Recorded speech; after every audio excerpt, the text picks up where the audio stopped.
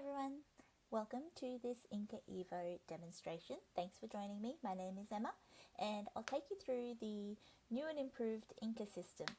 So Precedence Healthcare has been around for probably about 17 years and you probably would have seen our previous system on the market called Inca. So what we have done is we have streamlined that system and we have made our new Inca Evo system a lot easier to use, a lot more user-friendly, and most importantly, it's available for GPs and nurses to do their own care plans. So I'll take you through the new platform and I'll show you just how it works. It integrates very closely with best practice. So as you can see, it's over here on the right hand side of my screen and it basically is just this little blue bird. It sits here, I can move him up and down depending on the white space on the patient's clinical record, and it will still do the same things that Inca Classic did. So it will still read the patient's chronic conditions and it will still check the item numbers that have previously been billed in your practice management software. So from here, what you can do is you can actually create a GPMP or a review depending on what is required for that patient. So all you need to do, as you can see, is you just simply slide it out. So it's telling me that this patient is eligible for 3 items. So I simply just slide it out and I can see here that they're eligible for a 721. DMMRs are also now available to be completed via Inca.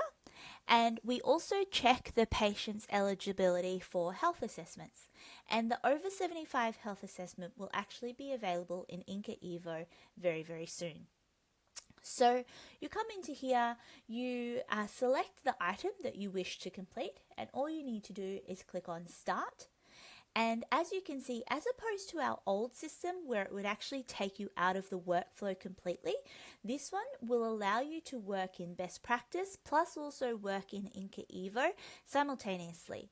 So you don't need to leave the workflow or open a new window, you can have them side by side. So all you have to do, the very first thing, is grab the patient's consent and you just click on that one, and as you can see, the information now becomes editable. So prior to that, it was all grayed out. So from here, just over on the right hand side, we actually have a little notify patient button. Inca Evo has inbuilt emailing services. So what it will do is it will actually email the patient a copy of the documents that are generated. So the electronic copy of the care plan and also an electronic copy of any allied health referral forms that you select and generate as well. If you don't want to send this to the patient electronically, all you simply need to do is turn that off, and that means they won't receive an email notification. Now coming down here, you'll see that I've got the conditions and these have all pre-filled based on what was in best practice. So it has actually pulled across all of that information. I can remove things from here. So if it's not necessary for this particular care plan, I just simply remove it. And I can also add in conditions as well. So if this patient has a particular condition that we want to include for this care plan, we can, but it doesn't change the clinical record. So it keeps your clinical record whole. So I'll add in a condition here. And once I've got my conditions, then I'll come down to my patient goals. So my patient goals, as you can see, some have already pre-filled, again, based on those conditions that came across from best practice. Now, these are all developed by our in-house clinical advisors. However, if some of these are not correct or just not appropriate for this patient, all we need to do is simply click on it and we can actually edit it. So we can edit the entire text, we could delete it as well if it's not necessary, and we can also add in our own goals as well. So we can fully customize this care plan for the patient without having to sit there and type every single detail. These are sort of very general, but it's designed to give you a bit of a head start, a bit of a goal to base your goals off, to develop with the patient. So hopefully it allows you to develop those goals with the patient. Coming down here, you've also got your providers. Now, one of the biggest differences from our old system, if you ever previously used that, was we had to have our own address book. The beauty of Inca Evo is that now what we actually do is we actually tap in or fetch the details from whoever is in your best practice address book.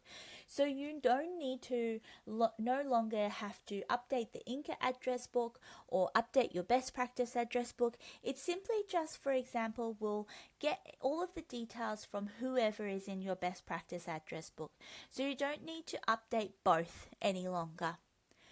So for example, I just go through here, I will select the podiatrist, for example, and I'll add them to the care team. I might also add in the optometrist, and I'll also pop in, for example, the physiotherapist. That's my care team, and it has actually suggested a number of different specialties based on those conditions again. I'm just going to remove them because the patient doesn't need to see those specialties.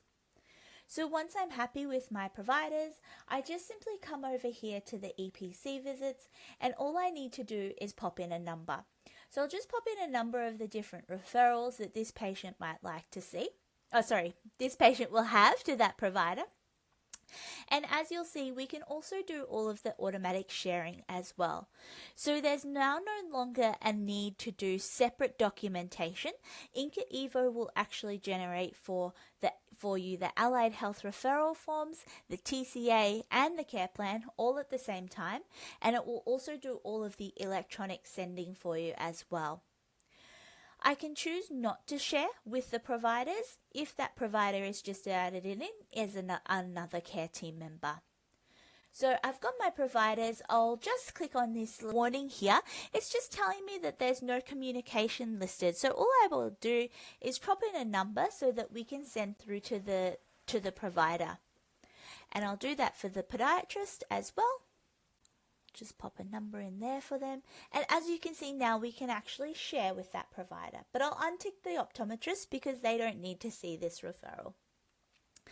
Now I can also leave notes in here as well, so I could add notes in here for the care plan, the care team members. I could leave notes also for the patient, depending on what is required for this care plan.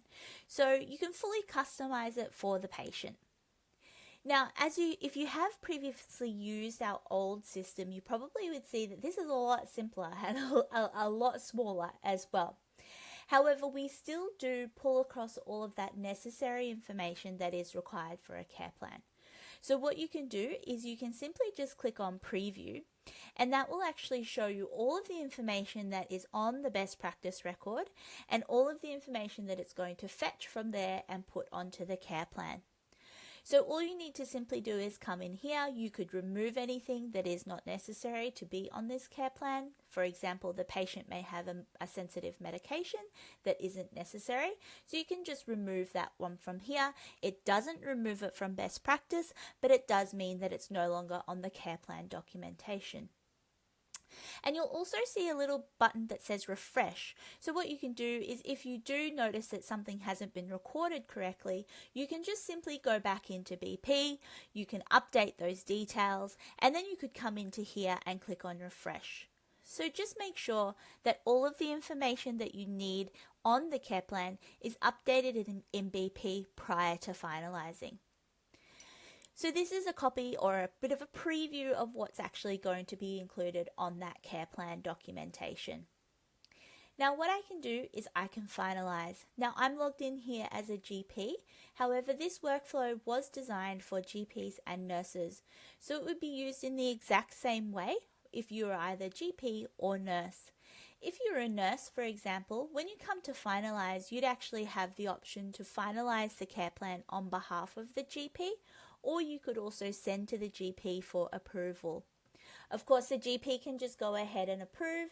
However, once the documentation is finalized, it will be electronically signed and dated with that GP's name on it. So I'll simply click on finalize, and when I click on finalize, that will do a few things. So as I mentioned at the start, it will automatically send an email to the patient with a copy of this documentation. It will also automatically send a copy of this documentation to the allied health providers that you've chosen to share. And it will also automatically send a copy of these documents back into your best practice. So again, if you've ever previously used the old Inca Classic version, you would know that that was an extra step. So now this will automatically do that for you. So it keeps that best practice record complete and whole. Now, once I've got my care plan completed for the patient, those documents will actually be located in Correspondence Out. So what I'll just need to do is head over to Correspondence Out. I probably will need to actually complete a refresh before I do that. I'll just move myself over here. So I'll come over to Correspondence Out. I'll do a bit of a refresh before they'll appear. And they're not there yet. Let me do it again. Where are they? There they are. So all my documents have now gone back into Correspondence Out, and as you can see, I've got the TCA document, I've also got the care plan document, and also any allied health referral documentation that I just completed as well. So all of my documents are now in best practice. The other feature that I might also like to do now is a DMMR for that patient. Now, automatically, what will happen is if that patient has 5 or more medications listed on their record, it will show you that they're eligible for a DMMR. If it's grayed out, it might just mean that they don't meet that requirement. So they do have to have the 5 or more for Inca Evo to recognize and allow you to complete that DMMR. So all we simply need to do is click on Start. As you can see, it looks exactly the same. We just get the patient's consent. Again, the Notify Patient button will also be there available, so we can turn that off, or it will also send an electronic copy of this to the patient as well. And now this one's very easy. So all we need to do is select our pharmacist. So we have a number of different partners that we'll work with. For example, you can see here Chemist U, DMMR Australia, and HMR Referrals. You can select one of them from the list and we will automatically send off to those pharmacies. If you're unsure who they are, or if you want a little bit more information, there is also a web page available where you can select and you can see how, say for example, this one is Chemist U, it works and what happens from once you send it to them.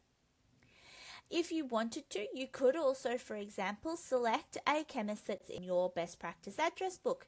So as I mentioned before, you no longer have to keep up to date just the best practice address book. So we don't need to have those providers popped into Inca anymore.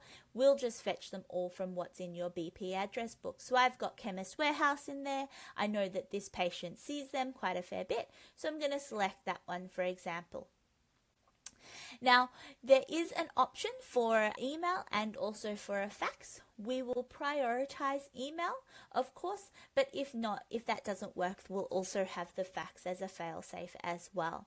And just so you know, it goes with all documentation with Inca, but we actually resend all of any of the failed, and we'll notify you if any of the emails fail as well. So we'll resend all of those emails and faxes for you. Now, as you can see on the medications, it has pulled across all of those medications from the best practice clinical record. I'll just close that one. And what I'm going to do is I'm just going to remove anything that is not necessary for this DMMR. So I might do that. I might even want to also put in some notes. So I'll just pop in some notes there for the pharmacist, and then I'll finalize it.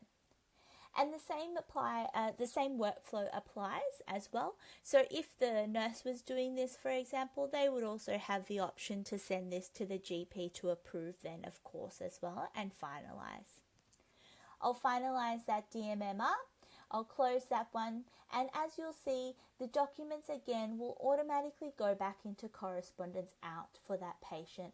You might just need to wait a few seconds, and you will just need to do a refresh as well.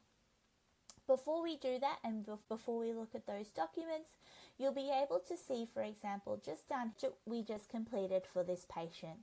So you can see I just did a 721, a 723, and also the DMMR for this patient. And all of those documents will now go back into the Correspondence Out folder. So it's as simple as that. It's a lot easier than our Inca Classic processes.